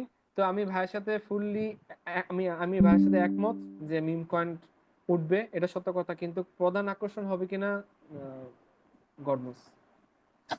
এই জায়গায় একটা কথা বলতে চাই, মানে সাবস্ক্রাইবারদের, ডার্টি ভাইয়ের সাথে আমার অনেক টেকনিক্যাল বিষয়ে দ্বিমত থাকতে পারে, কিন্তু যে যে আমরা মেনটেন করি পরস্পরের সাথে, আমরা পরস্পরকে রেসপেক্ট করি পরস্পরের অপিনিয়ন। সো এটা সবসময় জরুরি। আমি গ্রুপেও যখন কেউ কমেন্ট করেন আমি এটা বলি, দ্বিমত থাকতেই হবে, দ্বিমত না থাকলে সেখানে কোনো প্রাণ নাই, কিন্তু হয়তো থাকতে হবে রেসপেক্ট। সো মিম কয়েন নিয়ে আমি একটু বেশি হাইপড ডার্টি ভাইয়ের চাইতে। আমি ইউটিলিটি কয়েনে আপাতত সরে আসছি কিছুদিনের জন্য, but there are different ways to find success, and that's why you ভাই should keep our respect. আমি এগ্রি করি, কিন্তু আমি আপনাকে যেটা বলতেছি সেটা হলো যে আমি কিন্তু নেক্সট বুলডানের কথা বলতেছি, আমি কিন্তু বর্তমানে কথা বলি না। আমি তো বলছি যে বর্তমানে কিন্তু পাম যাচ্ছে। আর আরেকটা জিনিস, যারা এক্সপার্ট তারা কিন্তু ব্যাপারটা হলো কি, সব বাগান থেকে ফল নেওয়ার চেষ্টা করে যাচ্ছে। ধরেন ফর এক্সাম্পল যে বাগানে এই মৌসুমে আম হচ্ছে, and কেউ যদি মনে করে ভাই শুধু আমি আম খাবো, তাহলে আপনি শুধুমাত্র 2 মাস আম খাবেন। কিন্তু কেউ যদি মনে করে এই বাগান থেকে যত, যে কোনো সময় যেই ফল হোক না কেন আমি সব ফলই খাবো, তাহলে সে কিন্তু সবচেয়ে বেশি গেনার। এখন কেউ যদি মনে করে যে ভাই এখন আমি নিম বাদ দিব, আমি অন্য কয়েন দেখবো, তাহলে হয়তো আপনি প্রফিটটা কম করবেন। কিন্তু আপনি যদি চিন্তা করেন এক্সপার্ট, ওরকম এক্সপার্ট হয়ে থাকেন, তাহলে কিন্তু আপনি সব সিজন থেকে আপনি সব ন্যারেটিভ আপনি খেতে পারেন কিন্তু। সেটাই। নেক্সট কোশ্চেনে ভাই হচ্ছে আপনার পিক আসন্ন জন্য জানতে চাইছে। সো সেটার মানে আপনি কমেন্টে দিলে এখন সেটা আপনি জাস্ট নাম চেয়েছে, যদি আপনি ইন্টারেস্টেড নাম দিতে পারেন। তো সবাই আকর্ষণ মানে আচ্ছা শুনতে চাচ্ছে এখনই তিনটা এখন নাম। বল এখন এখন বলবো দিবেন না পরে দিবেন, নাকি নাও দিতে না চাইলেও ওকে? না, না, দিব না কেন, যেহেতু ডিমান্ড করতেছে। যেমন ধরেন আমি আমি এখন যে হোল্ড নিয়ার প্রটোকল সবচেয়ে বড় হোল্ডিং আমার protocol। আর আছে হলো আপনার টিয়া, যেটাকে আপনি বলেন সেলেস্টিয়া, এই দুইটা আছে। আর আরেকটা আছে হলো আহ, উম, শুনেছেন হ্যাঁ শুনেছি। বোজন প্রোটোকল আমার কাছে বেশ অ্যামাউন্টে আছে। তো নিয়ার প্রোটোকল বেশ বড় একটা মার্কেট বিলিভ করি যে যেমন বড় হোল্ড, তাহলে আমি আশা করি 100 এক্সাক্ট, কিন্তু আমি চাই সেফ আমাকে 20 এক্সাক্ট, ঠিক আছে। আর আমার যেটা আমি 100 আশা করতেছি সেখানে আমার অ্যালোকেশনটা একটু অল্প। আর আরেকটা প্রজেক্ট আমি আমার কমিটিকে আপনিও দেখতে পারেন, সেটা হলো তারা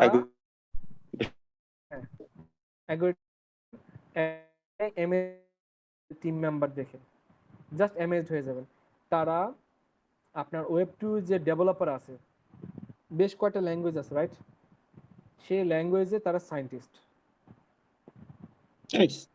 আমি আপনাকে একটা প্রজেক্ট দিছিলাম, টিগ দ্য ইনোভেশন গেম। এটা নিয়ে হ্যাঁ কিন্তু হ্যাঁ খুবই, দিয়েছিল দিয়েছিল। এটাও খুব ইন্টারেস্টিং একটা প্রজেক্ট। এখন অ্যাগোরিক যেমন খুবই লো ক্যাপ। এখন কেউ যদি পছন্দ করে যেতে পারে, কিন্তু এটা আসলে খুব বেশি পাম দিচ্ছে না, কোনো কিছু দিচ্ছে না। সো আমি এটা একটু কম মেনশন করি, কিন্তু আমি খুবই আচ্ছা আমি আপনাকে বলি, জাভা স্ক্রিপ্ট সম্পর্কে তো জানেন রাইট? জানেন কম আমি জানি। ওজি সায়েন্টিস্ট তারা হ্যাঁ হ্যাঁ। অ্যাগরিকে কাজ করতেছে, এবং তারা চাচ্ছে ওয়েব থ্রিতে জাভা স্ক্রিপ্ট নিয়ে এসে তারা যাতে করে খুব একটা মিক্সড, একটু রিসার্চ করতে পারেন অ্যাগরিক নিয়ে, আপনার ভালো লাগবে। আপনার কমিউনিটির একজন কো অ্যাডমিন একটা প্রজেক্ট সাজেশন বলছে, হ্যাঁ এটা যে পার্সোনালি দেখছেন কিনা? রামসেস প্রোটোকল না, আমি রামসেস প্রোটোকল নিয়ে খুব একটা না, দেখি। আপনার আচ্ছা কমিউনিটির একজন খুব আরেকটা কথা ভাই, আমি এই বুল মার্কেটে ডিফাই থেকে মুভ করতেছি, মানে ডিফাই আমার তো ফোকাস না। আমি ফোকাস এই 4-5টা ন্যারেটিভে, ডিফাইও থাকবে, কিন্তু আমি চাচ্ছি যে এবার নতুন যেসব ন্যারেটিভগুলো আছে এগুলোতে ফোকাস করতে। কারণ কি, কারণ হলো যে 2021 সালে যে বুল মার্কেট, সেখানে সবচেয়ে প্রধান ন্যারেটিভ ছিল ডিফাই। এটা তখনই নতুন ছিল। তো মনে হয় যে নতুন যে 3টা থেকে হয়তো আমি পাইতে পারি। না, সবাই পিক দেখে। নেক্সট কোশ্চেনে যাই ভাই, যেহেতু সময় আমার সাইড থেকে কম। তো আপনি আপনার মতে এয়ার ড্রপের ভবিষ্যৎ কি, স্পেশালি আপনার নেক্সট বুল রান? এয়ারড্রপের ভবিষ্যৎ আপনি হয়তো দেখতেই পাচ্ছেন বড় বড় প্রজেক্টগুলো কি করলো। বড় বড় প্রজেক্টগুলো কি করতেছে এটা আপনি দেখতেই পাচ্ছেন, এবং তারা শুধুমাত্র হোয়েলদেরকে পছন্দ করতেছে, ইনফ্লুয়েন্সারদের পছন্দ করতেছে, এবং যারা আমাদের যারা খুব হ্যাঁ, তাদের সবাইকে দিতেছে, সহজ কথা, ঠিক আছে। ইভেন আমি আপনাকে বলি, সেটা হলো যে এই যে নট কয়েন সম্পর্কে হয়তো সবাই জানেন রাইট। আমি নট হুম। কয়েন খুবই আর্লি শুরু করছিলাম, জানুয়ারির 1 তারিখে মেবি, ঠিক আছে। কিন্তু আমি জানুয়ারি 1 তারিখ থেকে শুরু করে মানে ফেব্রুয়ারি 10 তারিখ পর্যন্ত করেছিলাম, ইভেন টেলিগ্রামে নট। আমি কিছুদিন করার পর আর করি না, কারণ আমার কাছে মনে হচ্ছে যে খুব একটা, ঠিক আছে। আমি ট্যাপ করতেছি, ট্যাপ থেকে এখানে আমার টোকেন দিবে, টাকা দিবে, আমার কাছে খুব বেশি ভ্যালিড মনে হয় না, কিন্তু আলটিমেটলি এটা কিন্তু ভালো করছে পরবর্তী সময়। আর হলো নট কয়েন ছাড়া খুব একটা ভালো কেউ কিছু করে না। তো এখন আমি যেটা, আমাদের যে কমিউনিটি যারা আছে, যারা মোটামুটি এখন বর্তমানে মার্কেটে 3 বছর 4 বছর 2 বছর ধরে আছে, তারা অলমোস্ট থেকে সরে আসছে।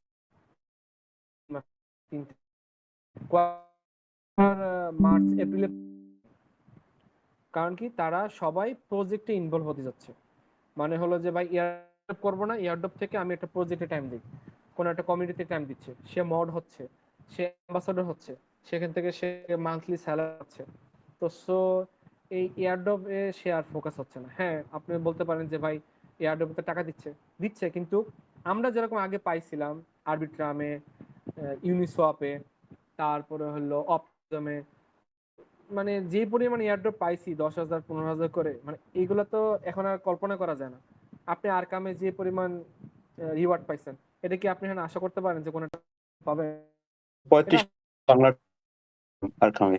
হ্যাঁ, আমার আমার একটা কো ফাউন্ডার আমাদের ইয়াতে, সে যেটা সিজন 2টা গেল, সে সেখানে প্রায় আপনার 200 250তম, বুঝছেন, হুম। র্যাঙ্কিং এ দিছে মাত্র। তা আপনি কি আশা করেন থেকে? অনলি 45 জন সে পেয়েছে, অথচ তার র্যাঙ্ক কিন্তু 250। আমার এয়ারড্রপ বিষয়ে আমার ব্যক্তিগত অভিমত, আমি যেহেতু মানে আমার চ্যানেলে এয়ারড্রপ চলে, মানে আমার এয়ারড্রপ প্রো ভাই চালান মোস্টলি। আমার ব্যক্তিগত অভিমত হচ্ছে যেগুলো ওভার হাইপড এয়ারড্রপ সেগুলোতে পেমেন্ট ভালো না, কিন্তু যেগুলো ওভার হাইপড না সেগুলোতে পেমেন্ট ভালো এখনো। মানে ভালো বলতে এখনো ভালো। ডেফিনেটলি এখন আর 35 লক্ষ পাবো না, বাট হ্যাঁ, হ্যাঁ। 1-2 লক্ষ আমি পাওয়া যাবে। আপনাকে একটা আমার সবচেয়ে লাইফের বেস্ট একটা এক্সপেরিয়েন্সের কথা বলি। সেটা হলো যে আমি যখন ক্রিপ্টো শাখা শুরু শুরু করি, সরি আমি একটু টাইম বেশি নিচ্ছি, কিন্তু আমি কথা বলতে, হ্যালো? শিওর। তো সেটা হলো কি করি, তখন কিন্তু আমি বিভিন্ন টুলস খুব বেশি নাড়াচাড়া করতাম। ঠিক আছে? তখন আমি ইউনিসেফের নাম শুনি, তখন আমি ওয়ালেটের নাম শুনি, তখন আমি ডেক্সের নাম শুনি। তো তখন আমি কি করছিলাম, একটা ইউনিসেফে আমরা ট্রানজাকশন করছিলাম। জাস্ট একটা, বুঝছেন? হ্যাঁ, অগাস্টের 29 তারিখ খুব সম্ভবত। তো একটা ট্রানজাকশন করে শেষ। পরে সেপ্টেম্বর 1 এ, সেপ্টেম্বর 1 অথবা সেপ্টেম্বর 2 তারিখে টুইটারের নাম শুনি যে এয়ারড্রপ দিচ্ছে। ওকে, ওয়েল, খুব ভালো কথা। এয়ারড্রপ জিনিসটা কি? তখন আমি এটা শেখা শুরু করলাম। গুগলে সার্চ দিলাম এয়ারড্রপের ওয়ার্ড মিনিং কি। ওকে, মানে ফ্রি মানি। আচ্ছা ঠিক আছে, কত টাকা দিবে? আমাকে 400 ইউনি টোকেন দিছে, জাস্ট বিকজ অফ আমি একটা ট্রানজাকশন করছিলাম, সিঙ্গেল, শুধুমাত্র একটা। তো আমাকে 400 হয়েছিল, এবং 400 ইউনিসেফ তো জানেন পরবর্তী সময় মূল্য কত হয়েছে। আমি মনে হয় প্রথমে $8 গিয়ে কিছুটা সেল দিয়ে দিছিলাম, পরবর্তী সময় কিছু রেখে দিছিলাম, এবং বাকিটা হয়তো বুল মার্কেটে সেল করছি। কিন্তু এই এয়ারড্রপের মাধ্যমে কিন্তু আমার মেইন ফান্ডিংটা চলে আসে, কারণ আমি $30, কিন্তু আমার এয়ারড্রপের কারণে আমার হাতে হাতে টাকা চলে আসছিল। এখন আমি, যারা এয়ারড্রপে আসলে পছন্দ করেন এয়ারড্রপটা, তাহলে আমি একটা পয়েন্ট কথা বলবো। আমার একটা কো-ফাউন্ডার আছে, তার কাছে কিন্তু ফান্ডিং প্রায় আপনার ডলার, এটা কিন্তু রিয়েল। অনেক এয়ারড্রপ আপনার লাস্ট গত বছর, বুঝছেন, গত বছর খুব বেশি এয়ারড্রপ, বড় বড় এয়ারড্রপের খুব বেশি চলতেছিল, লেয়ার 0 থেকে সবকিছু। তখন কিন্তু মেন্টালের আপনার একটা সিজন চলতেছিল। তো ও কি করলো, ও সব বাদ দিয়ে ও চিন্তা করছে ভাই আমি এত এয়ারড্রপ করতে পারবো না, আমার কাছে ফান্ড নাই, আমি শুধুমাত্র সে শুধুমাত্র মেন্টালের প্রজেক্টে কাজটা করছে, এবং মাল্টিপল ওয়ালেট, বিশেষ করেন ওখান থেকে তার লাইফটা চেঞ্জ হয়ে গেছে। সে ওভারঅল মানে প্রায় আপনার 15 থেকে 20 হাজার ডলার পাইছে, জাস্ট বিকজ অফ সে একটা প্রজেক্টে ফোকাস করেছে। তো আমার কাছে সব এয়ারড্রপ থেকে অল্প অল্প করা থেকে আপনি সিলেক্টিভ কিছু যদি ভালো একটা অ্যামাউন্টে আর যে ওভার হাইপড, এটা সত্য কথা। যে বিএমডব্লিউ কিনতেছে, গাড়ি কিনতেছে, বাইক কিনতেছে, তো সবার আসলে আলটিমেটলি বার্গার খাওয়ার টাইম টাকা পাইছে। না, আমি সো রিসেন্টলি ওভার একটু পোস্টে, সরি একটু ইন্টারফেয়ার করি, পোস্টে বলেছি যে এয়ারড্রপ ভালো জিনিস, বাট সেটা থেকে কিছু ফান্ড নিয়ে ইনভেস্টের করাটা, মানে লেখাপড়া করে করাটা বেটার প্রফিট দেবে, বাট এটা কথাটা অনেকেই পছন্দ করেনি। এটা পছন্দ করেনি, কারণ হলো যে আমি, এটা কারণ আছে, কারণ হলো অনেকে প্র্যাকটিস, কেউ হয়তো মন খারাপ করবেন না, সবাই মনে করে যে আমি একটু শর্ট টার্ম গেইন পাই, ভাই আমার কাছে একটু টাকা আসুক, টাকা আসুক, কিন্তু আলটিমেটলি আপনি যতগুলো প্রজেক্টে কাজ করতেছেন কয়টা থেকে টাকা আসতেছে, ক্রিপ্টোতে আপনাকে অবশ্যই এখানে বড় কিছু চিন্তা করে আসতে হবে। আমি এখানে ক্রিপ্টোতে আপনি এখানে অল্প কিছু টাকা 5,000 টাকা মাসে 5,000 টাকা মাসে 10,000 টাকা কামাবেন, এটার জন্য ভাই ক্রিপ্টো না। ক্রিপ্টো আপনাকে অবশ্যই বড় কিছু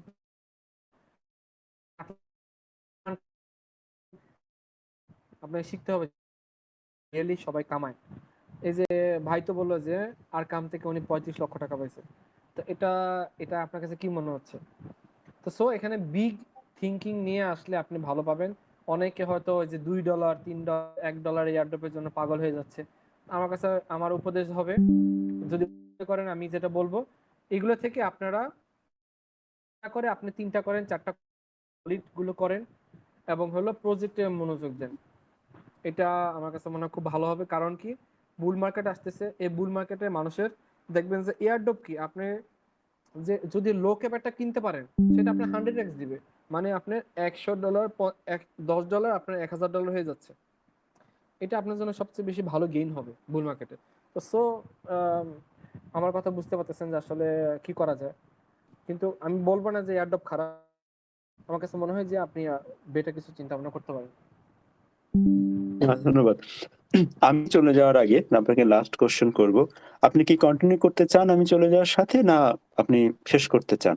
এটা অবশ্যই জিজ্ঞাসা করব। আমি যেহেতু 1 ঘন্টা অ্যালোকেশন, আমিও হয়তো বেশিক্ষণ থাকবো না, হয়তো কয়েকটা কোশ্চেন নিতে পারি। আচ্ছা, আচ্ছা। এই তো। তাহলে আমার কো-অ্যাডমিন কোশ্চেন দিবে। আর অনেক কোশ্চেন থাকবে। আপনি পরে আমাকে আলাদা করে কোশ্চেনের জবাব দিতে চান যদি প্রাইভেসি মেইনটেইন করতে চান, অথবা আম সরাসরি রেসপন্স করতে পারেন এই কোশ্চেন গুলাতে। সেটা আপনার চয়েস। হুম, আচ্ছা আচ্ছা, ওকে, শিওর। ঠিক আছে। নেক্সট কোশ্চেন হচ্ছে যে লেয়ার 1 থাকতে লেয়ার 2 আসলে কতটুকু ভালো? আচ্ছা, লেয়ার 1 থাকতে আপনাকে জানতে হবে যে লেয়ার 1 আছে, লেয়ার 2 কেন আসতেছে, লেয়ার 2 এর কাজটা কি? লেয়ার 2 এর কাজটা হলো, আপনি দেখবেন যে সব চেইনে কিন্তু আপনার লেয়ার 2 নাই। ঠিক আছে? মেইনলি ইথেরিয়ামের আছে। কারণ কি? ইথেরিয়ামে কেন লেয়ার 2 দরকার? বিকজ ইথেরিয়ামের অনেক পজিটিভ পয়েন্টের থেকে কিছু নেগেটিভ পয়েন্ট আছে। যেমন ধরেন আহ, এটা খুব বেশি ফাস্ট না, স্লো, এবং খুবই সহজে গ্যাস ফি অনেক হাই হয়ে যায়। একটা ইভেন এরকম হচ্ছে, লাস্ট বুল মার্কেটে আমি একটা ট্রানজাকশন করার জন্য $85 দিয়েছি, জাস্ট একটা ট্রানজাকশন করার জন্য। তা আপনি বলেন যে কোন মানুষ কেন দিবে? আমরা তো বাধ্য হয়ে দিচ্ছি, ঠিক না? তো কেন দিবে, ঠিক না? ট্রানজাকশন ফিটা অনেক হাই না? কারণ কি, ট্রানজাকশন ফিটা হাই কখন হয়? যখন সবাই একসাথে ট্রানজাকশন করতে চায়। তো ইথেরিয়াম এই প্রবলেমটা আসলে সলভ করতে পারতেছে না। দ্যাটস ওয়াই তখন আসে হলো লেয়ার 2। লেয়ার 2 এসে বলে যে ভাই আমরা বিভিন্ন ফান্ডামেন্টাল বিভিন্ন প্রজেক্ট নিয়ে বিভিন্ন অ্যানালাইসিস করে রিসার্চ করে আমরা এই থিওরি নিয়ে আসলাম যে ইথেরিয়ামের উপর যদি এই এক্সটেনশনটা অথবা এভাবে যদি কাজটা করা যায়, তাহলে ফি কম লাগবে এবং ট্রানজাকশন খুব দ্রুত হবে। যেটা আরবিট্রাম করতেছে, যেটা অপটিমিজম করতেছে, যেটা আপনার মেন্টাল করতেছে, যেটা জিকে সিং করতেছে। ঠিক আছে? ওরা এক একজন এক একটা প্রযুক্তি নিয়ে আসতেছে যে ইথেরিয়াম ভাই তোমার কোনো টেনশন করো না, তোমার উপরে কোনো চাপ নেওয়ার দরকার নেই, আমরা তোমার কাজটাকে সহজ করে দিচ্ছি। হ্যাঁ, বুঝতে পারছেন? সেটাই। তো এই কারণে হ্যাঁ, আসলে লেয়ার 2 টা আসা। এবং লেয়ার 2 দেখবেন ফিটা খুব কম। এখন লেয়ার 2 যত এখন অনেক বেশি লেয়ার 2 চলে আসছে, দ্যাটস ওয়াই দেখবেন যে ইথেরিয়ামে কিন্তু গ্যাস ফি খুবই কম, খুবই কম থাকে, যদি আনলেস কোনো বড় কোনো ইভেন্ট না থাকে। সো ওর কারণে আমি ইনভেস্ট, খুব ভালো একটা চয়েস। আমার কাছে লেয়ার 2 পছন্দ। এই তো। না, গুড। সো আমি আসলে বিদায় নিচ্ছি। আমি ভেবেছিলাম যে আমরা কন্টিনিউ করব। তবে আমার এয়ারড্রপ ভাইও সম্ভবত চলে যেতে হচ্ছে। আমি নট শিওর। সো অনেকগুলো জানা আছে data। আপনি কোনটা প্রেফার করবেন? জবাব দিবেন না আমাকে? ও, আমার আসলে এয়ারড্রপ আমার কাছে ভাই আরো মনে 10 মিনিট আছে। হ্যাঁ, সো আচ্ছা উনি বাকিটুকু কন্টিনিউ করবেন। হ্যাঁ, আচ্ছা, আমার কাছে মনে হয় যে আমি ওনার সাথে এন্ডিং করি এবং বাকি যাদের কোশ্চেন আছে, আপনি তো আছেন, আমি আপনার সাথে কিছু যাবে এবং আপনি ওই পারলেন, আমরা একসাথেই করলাম, সমস্যা নেই। হ্যাঁ, সেটা মনে এটা হয় বেটার। বেটার হয়। হ্যাঁ, তাহলে আমি সবার কাছে বিদায় নিচ্ছি। এয়ারড্রপ ভাই এখান থেকে বাকি আরো কয়েক মিনিট আছেন ডার্টি ভাইয়ের সাথে। সবাইকে ধন্যবাদ। আমি আলাদা করে রাড্ডি ভাইয়ের সাথে কোশ্চেন গুলোর জবাব দিব। প্রয়োজন বোধে হয়তো আমরা আবারও সেশন করব। রাড্ডি ভাইকে অনেক ধন্যবাদ। খোদা হাফেজ। ধন্যবাদ আপনাকে।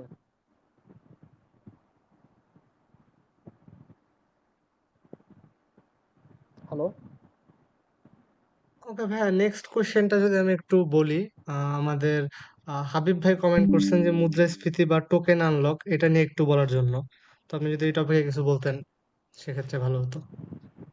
টোকেন আনলকটা হলো যে ভাই, ধরেন একটা প্রজেক্ট টোকেন লঞ্চ করলো, হ্যাঁ, তাদের কাছে 1 বিলিয়ন তাদের কাছে টোকেন সাপ্লাই আছে। তারা টোটাল 1 বিলিয়ন টোকেন সাপ্লাই করবে, ঠিক আছে। তখন জি। তারা কি করে যে আহ, এটা একটা টাইম বেঁধে দেয় যে আমরা 5 বছরের এই টোকেনগুলো আস্তে আস্তে ছাড়বো, ঠিক আছে। তো তখন তারা প্রথমে যেটা কি করে, যে 1 বিলিয়ন যেহেতু সাপ্লাই, আমরা প্রথমে 10% সাপ্লাই করবো, 10% মার্কেটে ছেড়ে দিব, তার মানে হলো 100 মিলিয়ন। 100 মিলিয়ন কিন্তু মার্কেটে। তো তারা কি করে, দুইটা পদ্ধতিতে টোকেনগুলো, বাকি যে 900 মিলিয়ন যে টোকেনগুলো আছে, তারা দুইটা পদ্ধতিতে ছাড়ে। একটা পদ্ধতি হলো তারা প্রতি মাসে অল্প অল্প করে টোকেন ছাড়ে, ঠিক আছে। আর আরেকটা পদ্ধতি হলো তারা বলে দেয় যে 1 বছর পরে আমরা আমাদের 40% টোকেন মার্কেটে ছেড়ে দিব। এই দুইটা পদ্ধতি ফলো করে। যদি জানতে চান যে প্রজেক্ট কখন টোকেন আনলক করে, তাহলে একটা ওয়েবসাইট আছে। আমি ওয়েবসাইটটা এখানে দেওয়ার কোনো অপশন আছে লেখার?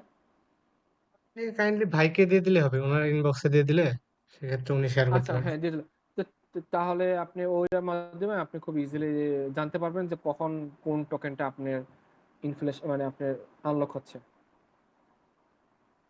ওকে, নেক্সট কোশ্চেন হচ্ছে, আপনি একটু আগে বলছিলেন যে একটা প্রজেক্টের ভালো করার ক্ষেত্রে তার মার্কেট ক্যাপ এবং ফুললি ডাইলুটেড ভ্যালুয়েশন দুইটা জিনিসই ম্যাটার করে। তো এই দুইটার রেশিও কেমন হওয়া উচিত, যে মার্কেট ক্যাপ এবং ফুললি ডাইলুটেড ভ্যালুয়ের রেশিওটা কিরকম হওয়া উচিত? এটা হচ্ছে একজন ইউজারের কোশ্চেন, সাব্বির ভাই জিজ্ঞাসা করছেন। আচ্ছা, রেশিওটা কয়েন গেকোতে যেটা দেখাচ্ছে, হ্যাঁ, আপনি এটা আসলে এটা আমি তো ওভাবে প্ল্যান করি না। আমি যেটা প্ল্যান, এটা আমার নিজের চয়েসে যেটা করি, সেটা হলো যে আমি আসলে দেখি যে খুব বেশি না, খুব বেশি ডিফারেন্স হবে না। ধরেন 0.75, একটু আমি ধরেন আমি একটু দেখে নিচ্ছি কাইন্ডলি।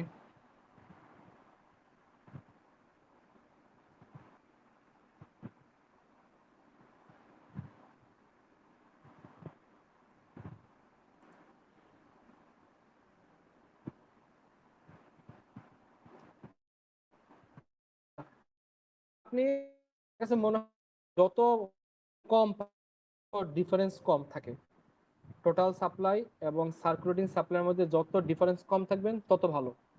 অনেক প্রজেক্ট আছে যেটা, যারা সব টোকেন কিন্তু আপনার মার্কেটে চলে আসতেছে, তার মানে তাদের এফডিবি এবং মার্কেট ক্যাপ কিন্তু অলমোস্ট সেম, ঠিক আছে, রেশিওর মধ্যে কোনো ডিফারেন্স নেই। তো আপনারা চিন্তা করবেন যত কম থাকা যায় তত বেটার। কিন্তু বেশি হলে, যেমন ধরেন মার্কেট ক্যাপ আপনার আছে হলো 200 মিলিয়ন, কিন্তু আপনার এফডিবি হয়ে গেল 1 বিলিয়ন, এটা আপনি অবশ্যই একটু স্কিপ করার চেষ্টা করবেন, আপনার পছন্দের লিস্ট একটু নিচে রাখবেন। যদি দেখেন যে 200 মিলিয়ন আছে, আপনি এফডিবি হয়তো 300 মিলিয়ন, 500 মিলিয়ন, এটা আপনি একটু ভালো প্রেফারেবলে জায়গা রাখতে পারেন। নেক্সট আরেকটা কোশ্চেন, সেটা হচ্ছে আপনি বললেন যে বিভিন্ন কমিউনিটিতে মডারেটর বা অ্যাম্বাসেডর হিসেবে জব করাটা একটা অনেক বড় অপরচুনিটি। তো এটার জন্য একটা নতুন ইউজার কিভাবে নিজেকে প্রিপেয়ার করতে পারে বা তার কি কি স্কিল ডেভেলপ করতে পারে যাতে সেই জবগুলোর জন্য অ্যাপ্লাই করার জন্য ক্যাপাবল হয়? আচ্ছা, ঠিক আছে, ওকে ভাই, এরপরে আমরা মনে হয় একটা কোশ্চেন নিব, ঠিক আছে, যেহেতু আমার একটু আর্জেন্ট। ঠিক আছে, আমি জি বলি, জি। এটা আসলে খুবই ভালো সুযোগ। আহ, যারা ওয়েব 3 এবং ক্রিপ্টো প্রজেক্টে আপনি কাজ করতে চান মডারেটর হিসেবে, ঠিক আছে। এটার প্রথম প্রসিডিউর হলো যে আপনাকে প্রজেক্ট খুঁজতে হবে, কারা আপনাকে এই অফারটা দিচ্ছে, ঠিক আছে। আপনি ফার্স্ট কাজ হলো আপনি বিভিন্ন প্রজেক্টে ঘুরবেন, ঠিক আছে, দেখবেন যে ওখানে মডারেটর আছে কিনা। যদি দেখেন যে না, অ্যাক্সেস মডারেটর আছে, তার মানে সেখানে তার হবে না, ওখানে আপনি টাইম না। আর যদি দেখেন যে একটা মডারেটর আছে অথবা কোনো মডারেটর নাই, সেখানে আপনিও টাইম দিবেন, তাদের সাথে কমিউনিকেশন করবেন, তাদের প্রজেক্ট বোঝার চেষ্টা করবেন এবং তাদের কমিউনিটিকে সার্ভ করবেন। মানে হলো মেম্বার এসে জিজ্ঞাসা করতেছে, আপনি আনসার দিন। তাহলে ওই প্রজেক্টের যে আপনার যারা টিম মেম্বার, তারা দেখবে যে ও তো ভালো আনসার দিচ্ছে, ও তো আমাকে ভালো হেল্প করতেছে, কমিউনিটিকে সার্ভ করতেছে, ওকে ওকে আমি হায়ার করব। কত তোমাকে দেন, তারপর একটা স্যালারি নেগোসিয়েশন হয়, স্যালারিটা মোটামুটি বেশ ভালোই থাকে। এভাবে কাজটা মূলত হয়। কিন্তু মেন কাজ হলো যে প্রজেক্ট সম্পর্কে জানতে হবে যে আমি অন্য একটা মেম্বারকে সাপোর্ট দিতে পারতেছি কি পারতেছি না, বুঝছেন? আর আরেকটা ওয়ে হলো যে এটা কিন্তু আপনার জব সার্কুলেশন ছাড়ে যে আমাদের মডারেটর দরকার, মডারেটর লাগবে। এটা যদি অনেক টাফ, খুব একটা পাওয়া যায় না, কিন্তু সবচেয়ে সহজ উপায় হলো আপনি বিভিন্ন প্রজেক্টে যাবেন, যত প্রজেক্ট আছে সবগুলোতে যাবেন, গিয়ে আপনি টাইম দেওয়া শুরু করবেন। কমিউনিটি যত ছোট, আপনার জন্য অপরচুনিটি তত বেশি। ওকে ভাইয়া, এটা থ্যাংক ইউ এই কোশ্চেনটার অ্যান্সার দেওয়ার জন্য। আর খুব সম্ভবত আপনি আর লাস্ট একটা কোশ্চেন নেবেন, তো এই কোশ্চেনটা হচ্ছে কমন ম্যাক্সিমাম ইউজারেরই কমন কোশ্চেন, যে ভাই কিছু কয়েন সাজেস্ট করেন বা কোনো কিছু দাগায় দেন বা লো ক্যাপ কোনো একটা কয়েন সাজেস্ট করেন। তো লাস্ট বলতে চাই যে সবার ইউজারের পক্ষ থেকে যে আপনার পক্ষ থেকে যদি কোনো কয়েন সাজেশন থাকে এই নেক্সট বুল রানের জন্য, সেটা হোক লো ক্যাপ কিংবা মিড ক্যাপ কিংবা হাই ক্যাপের কয়েন। আচ্ছা, আমি তাহলে আমার একটু পোর্টফোলিওটা ওপেন করি, হ্যাঁ? একটু টাইম দিবেন তাহলে। হ্যাঁ, শিওর ঠিক শিওর। আছে?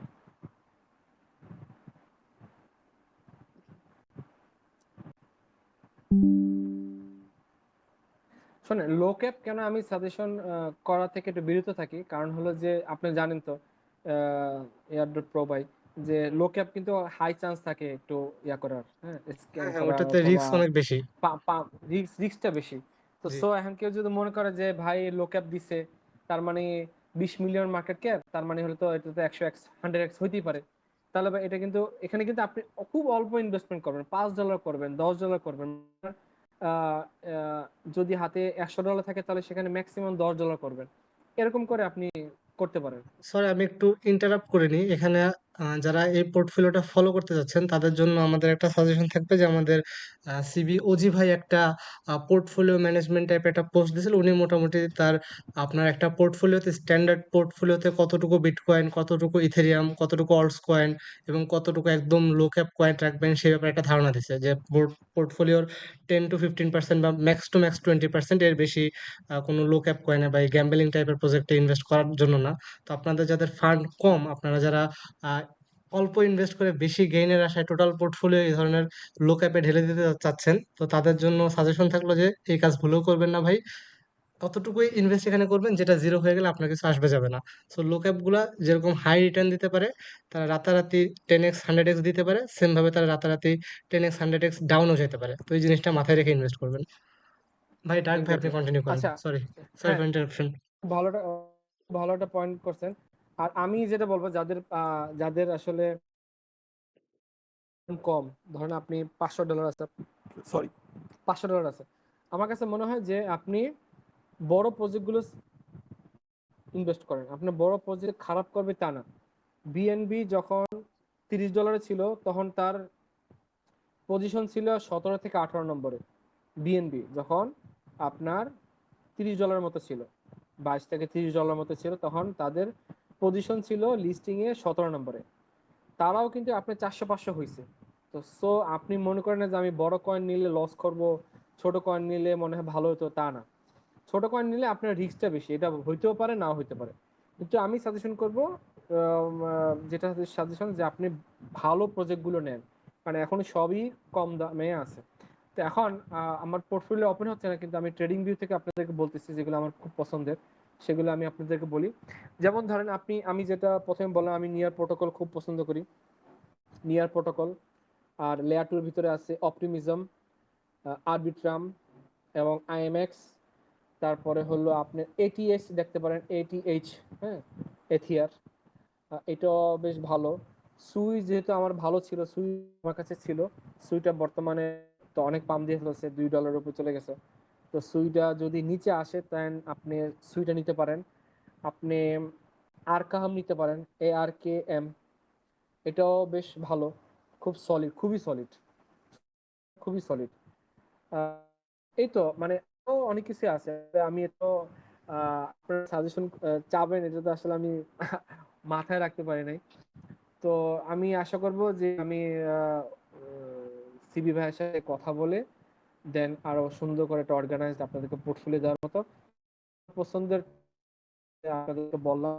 আশা করি এগুলা আপনার ভালো লাগতে পারে। ওকে ভাই, আপনাকে অসংখ্য ধন্যবাদ। আপনার এত মূল্যবান সময় আমাদের পিছে দিচ্ছেন, প্রায় 1 থেকে 1.5 ঘন্টা এসে আমাদের গ্রুপে কথা বললেন বা ইউজারদের মোটিভেট করলেন। তার জন্য আমাদের গ্রুপের সব মেম্বারদের পক্ষ থেকে আমি ব্যক্তিগতভাবে আপনাকে অসংখ্য ধন্যবাদ জানাচ্ছি। আর আমরা মনে হয় আপনারও সময় যেহেতু শেষ, আমরা শেষ করব। তো আপনি যদি ফিনিশিং হিসাবে ইউজারদের উদ্দেশ্যে কিছু বলতে চান, সেক্ষেত্রে বলতে পারেন।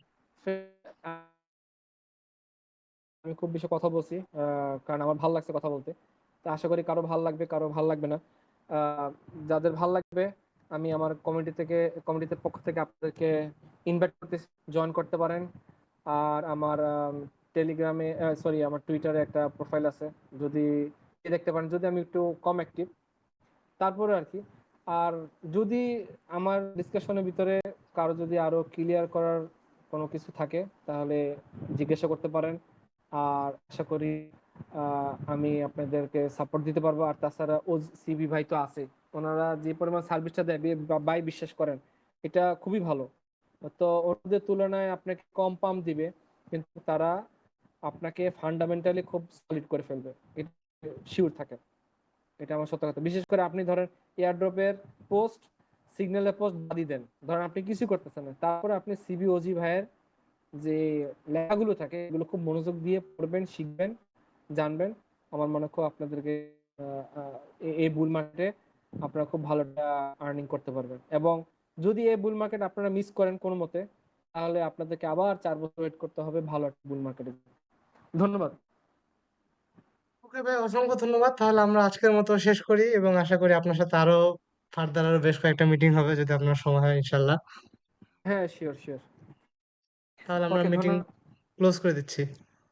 থ্যাংকস এ লট। ওকে, ঠিক আছে, থ্যাংকস, থ্যাংক ইউ।